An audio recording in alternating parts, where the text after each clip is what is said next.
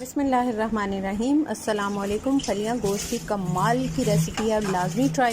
बिस्मिल्लाहिर्रहमानिर्रहीम। अस्सलामुअलैकुम। आज मैं बनाना सिखा रही हूँ मटन के साथ फलियाँ। तो इसके लिए जो है मैंने एक अदद 2 प्याज लिए हैं स्मॉल साइज़ में, और मैंने लिया है 1 चम्मच लिया है टेबल स्पून लहसुन अदरक का पेस्ट, और 1 टीस्पून लिया है नमक, आप हस्बे जायका भी ले सकते हैं, और 2 टीस्पून लिए हैं लाल मिर्च पाउडर, और 1 टीस्पून लिया है हल्दी पाउडर, और हाफ टी स्पून लिया है काली मिर्च पाउडर। अब इन सबको जो है वो कुकिंग ऑयल इसमें ऐड कर देंगे। 1.5 कप इसमें कुकिंग ऑयल ऐड कर देंगे और इसको फिर वेट लगा देंगे। तो अब इसके 10 से 15 मिनट जो है वो भुनाई कर लेंगे हम। मैंने ये सब्जी ऐड कर दी है, अब इसको 10 से 15 मिनट जो है वो इसकी भुनाई करेंगे। तो हमारी जो है वो सब्जी रेडी है। अब इसको डिश आउट करते हैं और आप अपना फीडबैक लाजमी दीजिएगा।